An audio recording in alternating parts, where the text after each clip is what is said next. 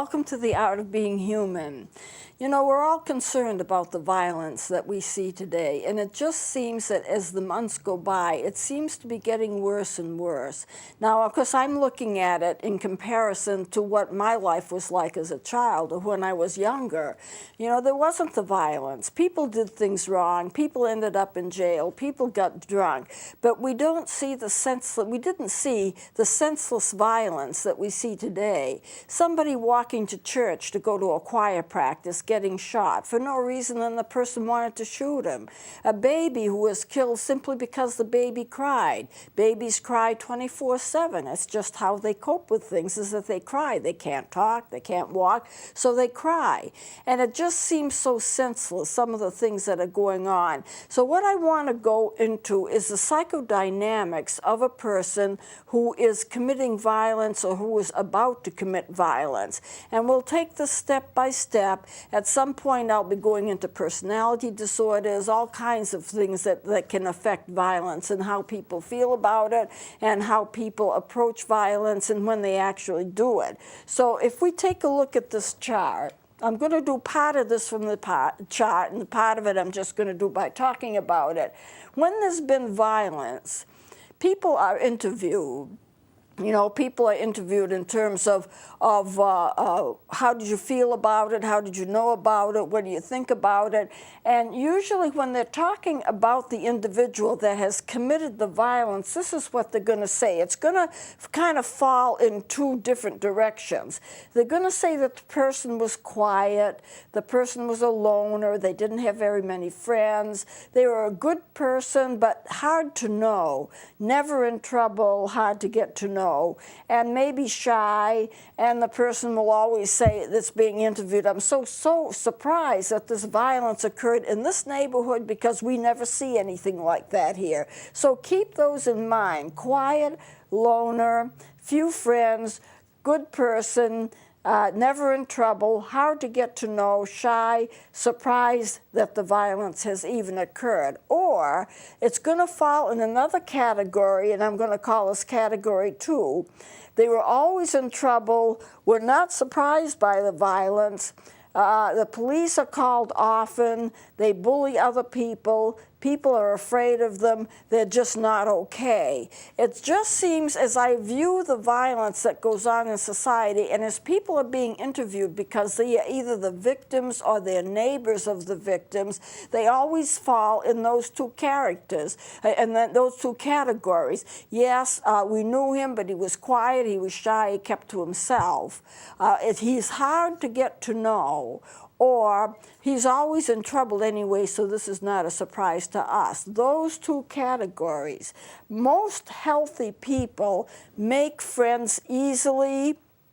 They get involved in sports, they get involved with politics, different kinds of activities, they have goals, they have a purpose in life. And, you know, and I want to be careful what I say here. Because a person is shy or quiet does not mean they're prone to violence. Because a person is open and active and busy, they're not necessarily prone to violence either. We have to be careful not to over-categorize people. The people who are quiet and shy just may be quiet and shy. This is their character. This is what they're like. It doesn't mean that they're going to haul off and hit somebody or kill somebody or knife somebody. But a lot of the people who do these kinds of violent acts are quiet and to themselves and don't make friends easily, but a lot of them are also being bullied. What makes a quiet person who's a healthy person different from a quiet person who's not a healthy person? And a person who's not healthy, not emotionally healthy, and this is what we're talking about in terms of behavior that leads to violence, they are quiet because they can't make a connection with people. I'm going to take this down now. Most people can make connections with other people. They join clubs. they go to school, they make friends, they get involved with ideas. They go to a church and they are involved with their church's philosophy, or they go to classes. They're involved with things. They're involved with ideas, they're involved with people, they're involved with different philosophies in life, they're involved with interchanging with other people, they invite people in, they make friends. Those are really healthy people. They make attachments. There are some people who are violent that are quiet and shy because they can't make attachments. They don't make attachments. And sometimes this shows up early in life. If you pick up a baby, and a baby usually loves to be held, loves to be cuddled, loves to be comforted, but if they stiffen up, and they want to be put down. They do not want to have a human touch. They shy away from anything that's a human touch. You look at them and they won't make eye contact. They look off. It's like they're in their own little world. Well, that is one of the signs of autism. That is one of the signs of some mental disturbances. So it may well be that an infant or a young child who can't make connections, it may be obvious. But there are times when it's not obvious either, and you don't know until later on. This child is shy. This child doesn't want to play with the neighbor's child. This child wants to stay to himself. He wants to be in his room. He wants to play with toys in his room. Or he wants to stare out into space and not play. Then you have to really be concerned about some kind of an illness that that child might have, because that's not a normal child. A normal child is curious. First graders, for example, they love to learn. Young children love to learn. They love their teachers. They love to go to school. They love to meet other children like themselves, and they really make attachments easily. They love their parents. When a child is young, it's almost like a fairyland. You know, I've heard so many people say, I wished I was like I was when I was a child, because when I was a child, I made friends. I went out to lunch with kids. I had kids over for supper. We had club activities. We went to school. But a child who will not engage. He will not engage with anybody else. He stays to himself. He doesn't want to have friends. He doesn't want to contact other people. He may have what's known as an attachment disorder. He cannot attach himself to anybody else or anything else or any philosophy or any group, you know, or any kind of social activity, and he wants to be by himself. It's like he's in his own little world. Now, we see a lot of autism occurring when the child gets to be about 2. It's unusual to see it, I think, maybe in infants, although it does exist, and I want to mention it.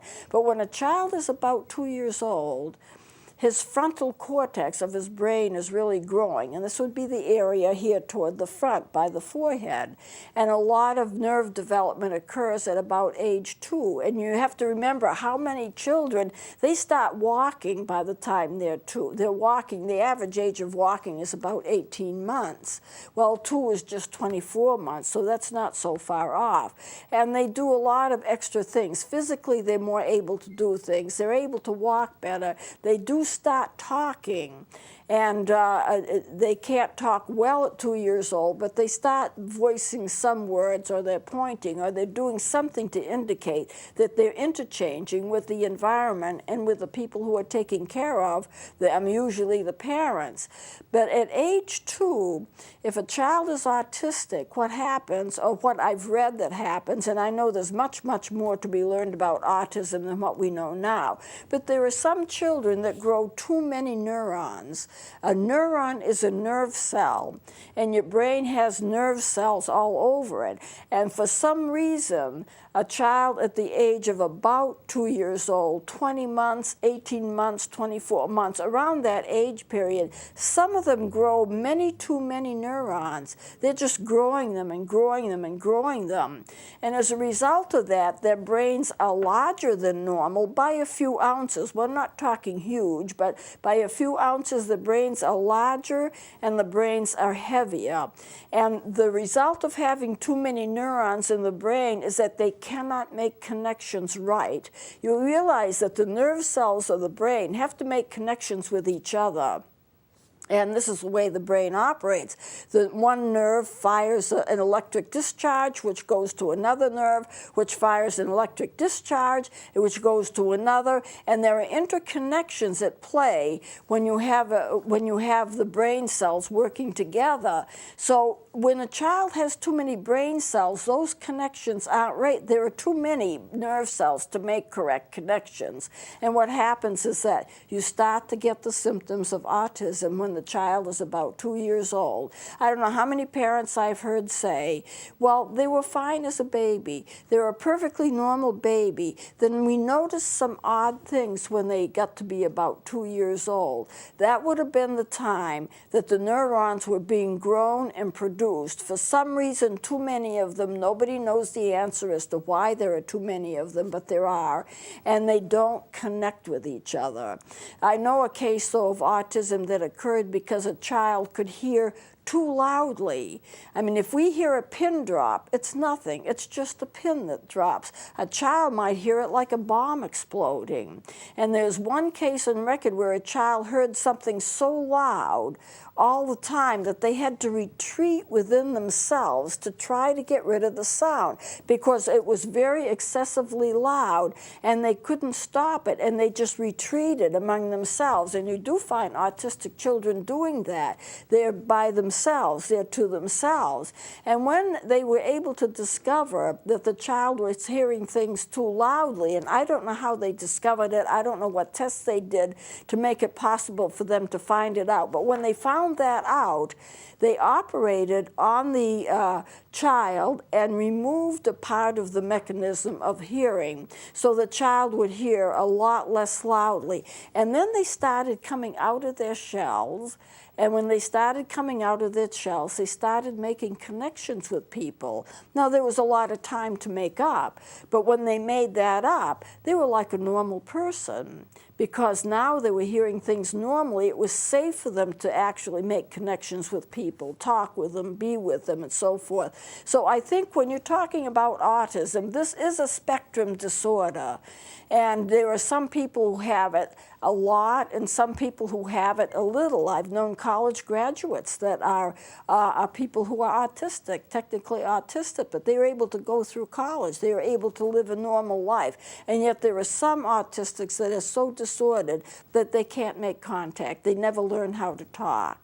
And it's quite a problem, but they try to train them so they will be able to talk. So there's differences here, but children who cannot make connections at the normal age, 4 or 5 years old, they should be playing with other children. They should want to play with other children.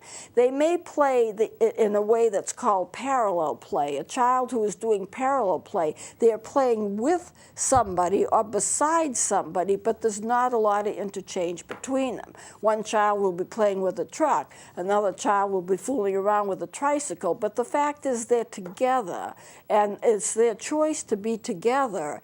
Parallel play is when they play beside each other, but they're not interchanging with each other. And that's perfectly normal at a young age. Then as a child grows older, they start playing with people, and there's an interchange. If you're playing with the trucks, I'll play with the trucks too, and they interchange with each other. And that should be a normal progression from parallel play to normal play. But a child who just will not and actively resist anything to do with other children, then they should be tested because that's not a normal way for a child to be. Okay, so most people, getting back to the chart here, they have goals, purposes, they look forward to the future, they have future plans, they have career plans, they have goals and marriage goals, but the mentally unhealthy people cannot attach themselves. They don't attach themselves to other people, they do not make friends, there's no healthy future goals, and they're just plain not connected. You might say they're disconnected. They have attachment disorders and they're not able to attach themselves. Now, what happens with them? Why would they be prone to violence? Well, loners. I don't have any friends. And what does that translate to? Well, it translates to people don't like me. people think I'm odd. And you know, the truth of the matter is if they can't connect with people, they are considered to be odd by other children and other people. And as a result of that, they get bullied. People stay away from them. This person is an odd duck. He doesn't mix in. He's not like the rest of us. And that is a primary impetus for other students to pick on them. It's like the strong picking on the weak. Now, I think we have to teach children young, very, very young, you do not pick on other children. You do not consider them less than you. They are not to be hurt. They are not to be manhandled, and yet this happens all the time. If I had a child that was being humiliated publicly, was being made fun of, was being had to endure name calling, I would pull that child out of school. I wouldn't let that happen. And then I would work with the administrators. I would work with whoever was in charge, with the principal, with the superintendent, with the school board, whoever's in charge, to change that situation. Because if a child is already at risk because they can't make connections with other people, being bullied, being harassed, having names called in their direction, well, that's only going to make it worse. You need to include these children and gradually get them up to snuff so they are able to make connections. But if there's a medical issue, autism being only one, there are a lot of other issues too that might make a child like that. Maybe they can't hear well enough to be able to communicate. Maybe they can't see well enough to be able to be around other children. They miss things because they can't hear, because they can't see. You know, there are other things involved. So autism is just one. I want to bring up autism because it's so prevalent now. We never used to have people diagnosed as autism a lot. When I was a child, I never even heard the term. And even when I was studying psychology and getting my first and second college degree in it, we never talked about autism in any of our classes. I took classes in brain physiology and the physiology of personality, because a lot of our physiology makes a difference as to who we are and what kind of personalities we have and how we work with other people. And part of it, of course, is genetics. So we have that genetic component. And then part of it is our environment, what we pick up from our environment.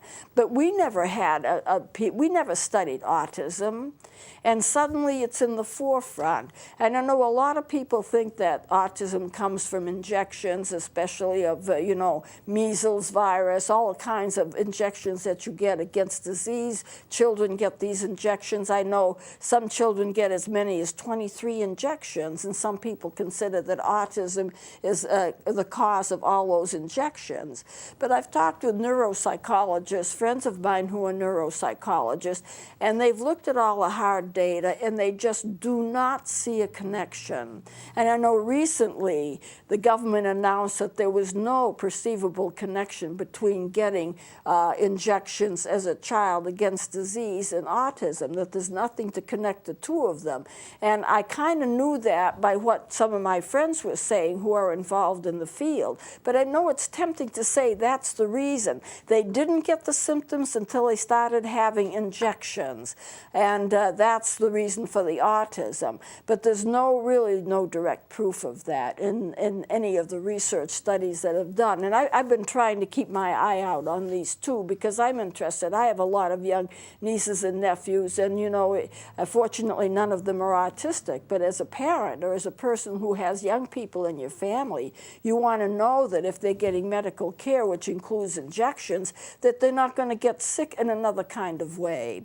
But as far as anybody knows, there's no direct connection. I know that a lot of people won't believe that because the symptoms of autism come at about the same time and the same age as when a person is getting these injections for diseases. And so it's natural for people to say their child did not get autistic symptoms until they had all these injections, so the injections must be the cause of it. But there's no direct connection that research has ever found, so it might be helpful for you to keep that in mind. So mentally unhealthy people, if they stick to themselves and they don't interchange, they may have an attachment disorder. They're not able to connect with other people for various reasons, autism being one, having sensory disorders, hearing and visual problems may be another. It may be that there's a genetic component. There may be another kind of mental illness involved because maybe their parents or family members are schizophrenic or they're bipolar or they have some kind of a mental disorder. There may be some kind of a connection there. But what happens to them is that they get bullied, they get made fun of, and what happens is as they experience that, they're taking all of this in. They can't connect, but they're taking all of this in, and they become angry, very, very angry, because they're not treated the same as other children, and they know that. It's not that they're less intelligent, it's that they're less able to communicate. And when they can't communicate, but they're still the recipient of all of this bullying, then it's going to make them angry. Now, there is a psychologist in history, I do like his work very much. His name was Rollo May, and he came up with a theory which I think is correct, that if you feel helpless because you can't change your situation and you're suffering from that situation and you're helpless because of it and you cannot make that change, that helplessness will turn to rage. And then that rage will be experienced as a person suddenly goes against all moral ideas and they start shooting people. In other words, if a person feels helpless and a person is having problems, they can't change it. The key is the fact that they can't do anything to change it.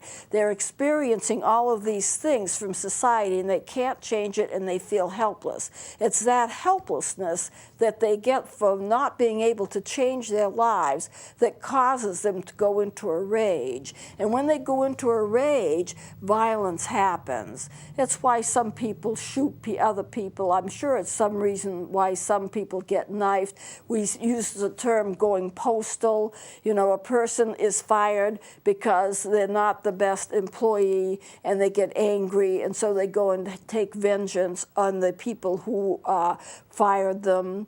Or if they're a postal worker, they take vengeance by going into a post office and shooting people. And it happens all the time. But you have to consider, what were they going through? And this is what a psychological autopsy is. There are psychologists that do psychological autopsies where they go into a person's background to find out what it is that they have to change. So I'm going to close it here. We're about out of time. I'll continue with this next time. And we're just getting started, and we'll continue on what makes a person violent and what we can do to stop it. So please join me next time.